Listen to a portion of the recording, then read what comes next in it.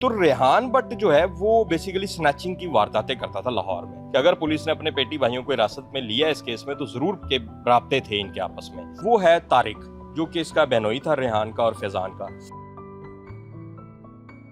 अस्सलाम वालेकुम नाजरीन, मैं हूं अतीका सफदर। आप देख रहे हैं जेडी न्यूज़। लाहौर में पुलिस एहलकारों की हलाकत पर जो वाक़या पेश आया था उस हवाले से मज़ीद क्या है पेशरफ सामने आइए जानते हैं। हमारे साथ मौजूद हैं क्राइम रिपोर्टर खावर मुगल साहब।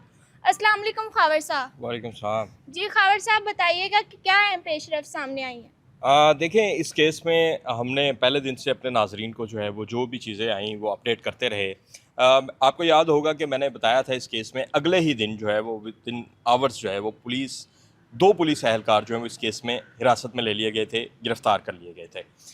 और उन दो पुलिस एहलकारों में एक एएसआई मौजूद था, एक एएसआई शामिल था जिसका नाम जमशेद था, और दूसरा एक कांस्टेबल शामिल था जिसका नाम था गुलाम फरीद। अब ये एएसआई था, इसको मिस्री शाह से गिरफ्तार किया गया था, यानी मिस्री शाह में उस वक्त ये ड्यूटी करता था थाने में, और जो दूसरा कांस्टेबल था वो लॉयर माल में ड्यूटी करता था। अब इम्पोर्टेंट ये था कि उस वक्त ये चीज़ें क्लियर नहीं हुई थी, सीडीआर ज़रूर आई थी। मैंने आपको उसी दिन बता दिया था कि अगर पुलिस ने अपने पेटी भाइयों को हिरासत में लिया इस केस में तो ज़रूर पुलिस के पास कुछ ना कुछ ठोस एविडेंस है। ऐसी पुलिस जो है वो इस तरह के केस में अपने ही बेटी भाइयों को हिरासत में नहीं ले सकती।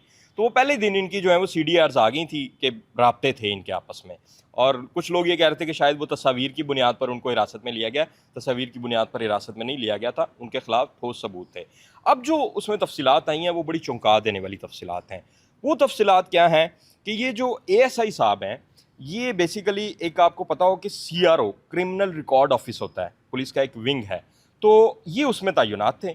और ये रेहान जो भट्ट था जिसने ये सारा प्लान किया और जो बाद में खुद भी मुबैना पुलिस मुकाबले में मारा गया, तो रेहान भट्ट जो है वो बेसिकली स्नैचिंग की वारदातें करता था लाहौर में। मेट्रो बस में कर ली, इधर उधर कर ली, मुख्तलिफ रोड्स पे कर ली, तो स्नैचिंग की वारदातें ये करता था। और फिर जब मुकदमा वगैरह दर्ज होता था तो उस मुकदमे से बचने के लिए, और अगर मुकदमा दर्ज हो गया है तो उसकी फिर ज़मानत और बाकी जो बाद का प्रोसेस होता है, और फिर उन सब से ज़्यादा इंपॉर्टेंट ये होता था कि उसका सीआरओ यानी क्रिमिनल रिकॉर्ड ऑफिस से उसका रिकॉर्ड ख़त्म करना। तो लाहौर में ये चीज़ जो है वो बड़ी एक समझी जाती है कि ये बड़ा मुश्किल काम है, लेकिन ज़ाहिर है जब पुलिस वाले इसमें इन्वॉल्व हों तो फिर ये कोई मुश्किल काम नहीं है। तो बेसिकली जो एएसआई था ये उसकी पुश्तपनाही ही करता था। और आपको पता है कि पुलिस वाले जो हैं वो उनका एक मामूल बन गया है कि वो उन्होंने अपने जो रखे, तो मैं सारा उनकी नहीं बात कर रहा, लेकिन काफ़ी पुलिस वाले ऐसे हैं कि जिन्होंने अपने जो है वो मुल्ज़मान रखे होते हैं, वो खुद ही उनसे डकैतियाँ कराते हैं, बाद में उनकी ज़मानतें करवा देते हैं, उनसे अपना हिस्सा उन्होंने रखा होता है। तो इसका भी यही सीन था, इसमें हिस्सा भी मिलता था इनको, रिश्वत भी मिलती थी भारी, और ये फिर उनका जो रिकॉर्ड होता था, रिहाई होती थी, उस सारे में जो है वो इसकी मदद करता था, ये जो एएसआई है। तो ये चीज़ें जो हैं वो पुलिस को मिली हैं, जो इन्वेस्टिगेशन टीमें हैं, इसी वजह से जो है वो इनको हिरासत में अभी तक रखा हुआ है, और मज़ीद जो है वो ज़ाहिर है अब तो इनके खिलाफ ठोस एविडेंस मिल गए हैं।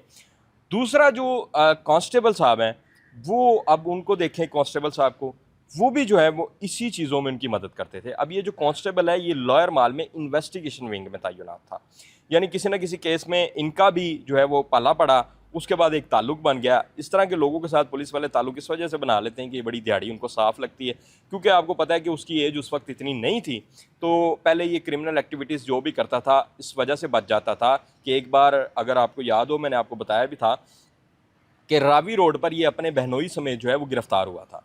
वहाँ पर जब गिरफ्तार हुआ तो इसकी एज कम थी, ना इसका कोई रिकॉर्ड नज़र आया पुलिस को, उसकी वजह से आईडी कार्ड ना होने की वजह से ये वहाँ से बच गया था। इसके इवन जो तारिक था उसके ऊपर मुकदमा भी दर्ज हुआ था, लेकिन उसके बावजूद ये जो है वो वहाँ से निकलने में कामयाब हो गया था।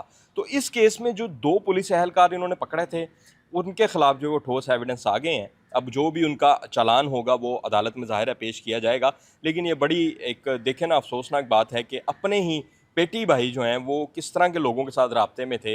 मतलब एक शख्स जो कि लाहौर पुलिस को मतलूब था, इवन हसास इदारों को वो मतलूब था, उसकी पुश्तपनाही में ये लोग मसरूफ़ थे। तो अगर उसको उसके किए की सज़ा मिली होती, या जो वो वांटेड था उसको पाबंद सलासल किया होता, तो शायद आज जो 3 शहादतें हुई लाहौर पुलिस की वो ना होती। दूसरी बात, इस केस में जो एक चल रही थी इनके, खैर ये है कि इनके जो मोबाइल के फ्रांजिक हैं वो भी करवाए जा रहे हैं, और फ्रांजिक से जो है वो मज़ीद चीज़ें सामने आएंगी कि इन्होंने कब, कितनी, किस केस में क्या क्या रिश्वत ली, वो सारी डिटेल्स जो हैं वो बहुत जल्द आ जाएंगी, क्योंकि इनका जो फ्रांजिक है हमारे ज़राए ये बताते हैं कि प्रायोरिटी बेस पे करवाए जा रहे हैं। दूसरी बात, इस केस में जो अभी तक एक मुलजिम जो है वो नहीं पकड़ा गया, वो है तारिक, जो कि इसका बहनोई था रेहान का और फैज़ान का। तो तारिक के लिए जो वो पुलिस की टीमें अभी भी, चूँकि उसका ताल्लुक जो है वो कश्मीर से था, और तारिक के लिए पुलिस की टीमें अभी भी आज़ाद कश्मीर के इलाके में मौजूद है, और ना सिर्फ पुलिस की बल्कि सात इदारों की टीमें भी जो हैं वो वहाँ पर मौजूद हैं और उसकी गिरफ्तारी के लिए छापे मारे जा रहे हैं। तारिक जो है वो अंदरून लाहौर में दाता दरबार के पास जो है वो एक तंदूर पर काम करता था, और वहाँ से जो है वो जो उसके काम करने वाले थे, यानी को वर्कर कुलीग कह लें आप, वो तंदूर से उठाए गए। फिर जो मालिक था तंदूर का, उसको हिरासत में लिया गया। तो अब उन तीनों से भी जो है वो तफ्तीश जारी है, लेकिन ये शख्स जो है वो अभी तक पुलिस के हाथ में नहीं आ सका। और जाहिर है कि जिस तरह की इन्होंने वारदात की, तो पुलिस वाले जो हैं वो सरतोड़ इस वक्त कोशिश कर रहे हैं कि किसी तरह तारिक जो है वो पुलिस के हाथ से लग जाए। तो इस केस में जो अभी तक की एक और चीज़ आपको याद होगी कि इसमें एक SHO को भी पुलिस ने फॉर द इन्वेस्टिगेशन जो है वो हिरासत में लिया था, वही SHO रावी रोड, जो साबका SHO रावी रोड थे। तो उसके हवाले से जो हमारे ज़राए बताते हैं कि उनके हवाले से कोई पुलिस को कोई एविडेंस या कोई इस तरह की इन्वॉल्वमेंट या कोई इस तरह की चीज़ नहीं मिली। नाअहली ज़रूर थी कि उन्होंने गिरफ़्तार किया और उसके बावजूद छोड़ दिया, लेकिन उसमें कोई करप्शन का एलिमेंट या इस तरह की चीज़ नज़र नहीं आई। तो ये दोनों पुलिस एहलकार, जिसमें एक कांस्टेबल था और एक ASI था, इन दोनों के ख़िलाफ़ जो है वो तफ्तीशी टीमों को ठोस एविडेंस मिले हैं, और अब इन पर जो है वो मज़ीद कार्रवाई जारी है। जी खबर साहब, बहुत शुक्रिया।